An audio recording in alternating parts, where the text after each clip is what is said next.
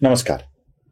वारकरी संप्रदायाने हिंदू धर्माला खऱ्या अर्थानं उभारी दिली, बळ दिलं, वाचवलं.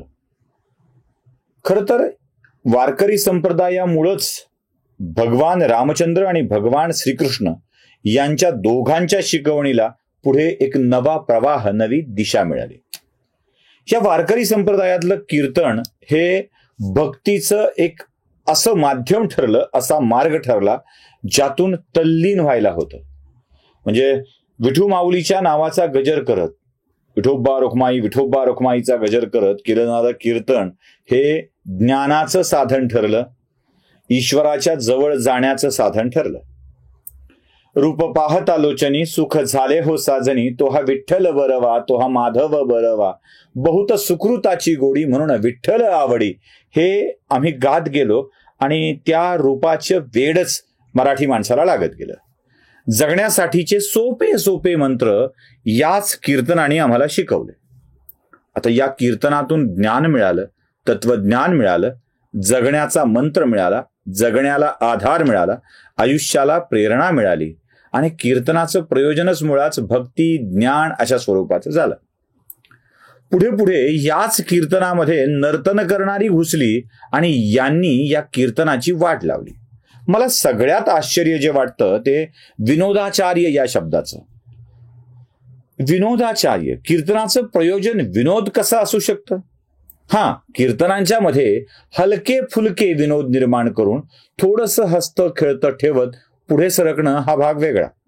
पण तुफान विनोदी कीर्तन, तुफान कॉमेडी कीर्तन अशा अर्थाच्या जेव्हा यूट्यूबवरती याच्यावरती काही व्हिडिओज दिसायला लागतात तेव्हा आश्चर्य वाटू लागतं की हे काय चाललंय.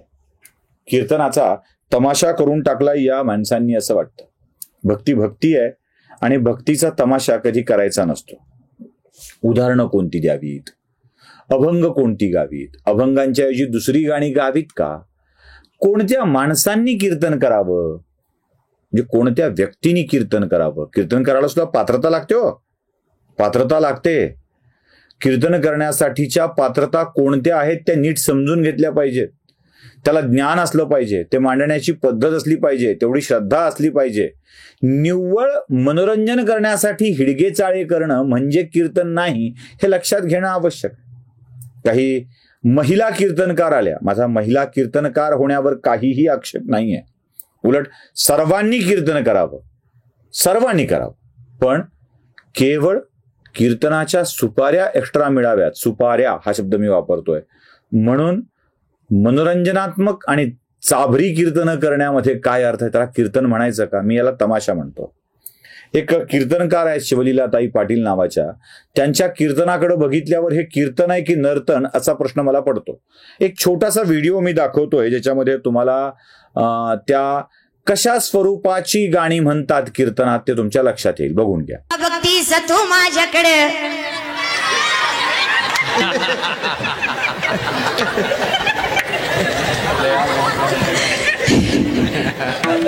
माझ्या मामाची ही पोरगी एक नंबर दिसते साडीवर.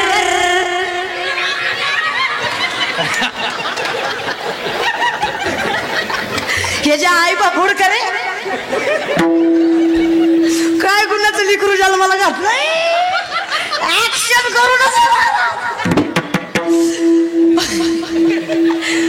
याच्या बापाच्या गाडीचे हप्ते फिटले नाही अजून. ही पुरीला गाडीवर फिरवत आहे. बाप मी याला हप्ते बरोबर पोरांनो वो बुलाती है. महाराज किती हुशार आहे. अय बाया तुमचीच आहेत ना? अय मंड्याच्या बाया काय रत्न दिले बाई गावाला. हे एवढ्यावर नाही थांबत आहे.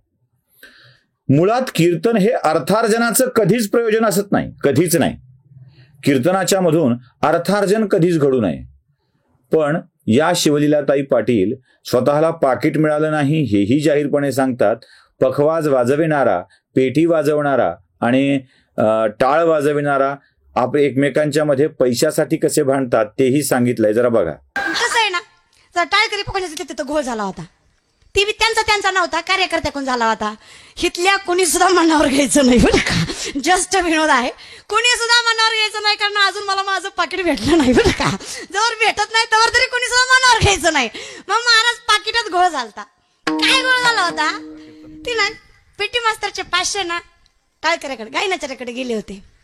मग आता कीर्तन चालू होतं आणि त्या दमच नाही निघाला पेटी मास्तरला. त्यानं गायनाच्याला सांगून चालू केलं, माझे पैसे कमा देतो सांग भगवाजा. काय चाललंय हे सगळं? याला कीर्तन म्हणायचं का? माझ्या लेखी हा कीर्तन नव्हे, हा तमाशा आहे. अजून एक नवं फॅड आलंय हो, नवं फॅड आलंय ते म्हणजे बालकीर्तनकारांचं. बालकीर्तनकार म्हणजे काय हो? खरं तर आपल्या लहानग्या पोराला ज्याचा अजून वयच झालं नाही अशाला 2-4 अभंग आणि 2-4 कीर्तनाचे विषय पाठांतर करायला लावून त्याला कीर्तनाच्या व्यासपीठावर उभं करणे, नारदाच्या गादीवर उभं करणे हा नवाच प्रकार अस्तित्वात आलाय.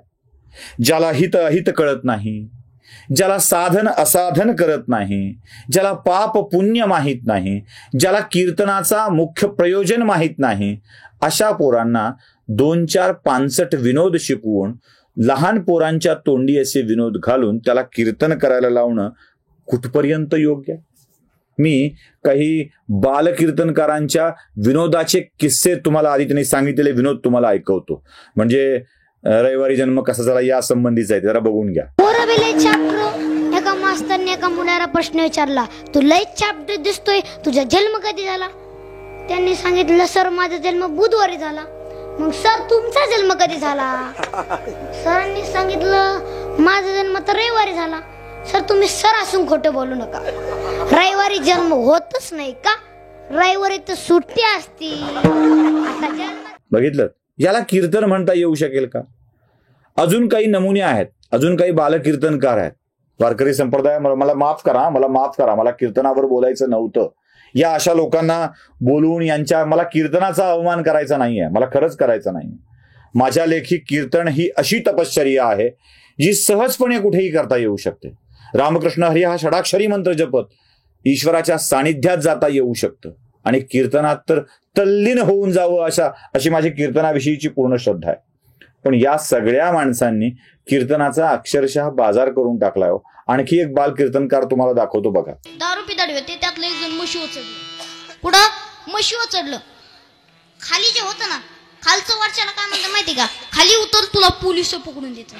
काय? खाली उतर तुला पोलिस पकडून देतात. वरी बसलेलं म्हणतं कस काय पकडून देतात? खालचं म्हणतंय खाली उतर तुला पोलिस पकडून देतात. वरचं म्हणतंय कस काय? खालचं म्हणतंय हेल्मेट कुठे? हेल्मेट. वरचं म्हणतंय नालाय कस का? काय रे ही 4 व्हीलर रे, हिला हेल्मेट नसतं म्हणला, 2 व्हीलरला हेल्मेट असतं. हाणू घ्यावं का यांच्या पुढे? हे कोण आहेत, काय आहेत या संबंधीची मी माहिती जास्त देत नाही. पण ज्याला मगाशी म्हटल्याप्रमाणे हित अहित कळत नाही, साधन असाधन करत नाही, पाप पुण्य कळत नाही, अशा माणसांच्या तोंडून कीर्तन करायला लावून त्याला मोठमोठ्या बिदागी मिळवून देणारे किंवा मिळवण्यासाठी कीर्तन करायला लावणारी माणसं कितपत योग्य असतात हा माझ्या तुमच्या समोरचा प्रश्न आहे. त्यामुळं हे जे मोठमोठे कीर्तन महोत्सव आणि कीर्तन होत आहेत ना, त्यांनी या सगळ्यांना आपल्या महोत्सवात बोलवायचंय का? यालाच विनोदालाच कीर्तन म्हणायचंय का? गर्दी जमवायची आहे का? आणि गर्दी जमवण्यासाठी कीर्तन करायचंय का? नेत्याच्या वाढदिवसाला कीर्तन, ह्याला कीर्तन, त्याला कीर्तन, अशा स्वरूपाची कीर्तनं होत नसतात. कीर्तनामध्ये ज्ञानोबा माऊली, तुकोबाराय, नामदेव महाराज, एकनाथ महाराज यांच्या अभंगाने कीर्तन व्हावं. आईबापाच्या पिक्चरच्या चालीवरती म्हणायच्या गाण्यांनी कीर्तन करायचं नसतं. अशा अनेक कीर्तनकारांनी आपल्या आईबापासाठी गाणी रचली आणि ती गाणी गाऊन लोकांच्या डोळ्यात पाणी आणण्याचा प्रयत्न केला. आणि हे आणलेलं पाणी त्यांना पैसे जास्त मिळवून देऊ लागलं, पैशा पाण्याची सोय होऊ लागली. ही खरी यांची मोठी मेख आहे.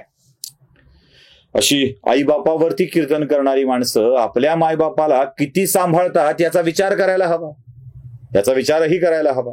अहो, कीर्तनकार घडविताना त्याच्या गुरुनी, त्याच्या मठानी त्याला काय मेहनत दिलेली असते, त्याला आपली साधना दिलेली असते, त्याला आपली तपश्चर्या दिलेली असते.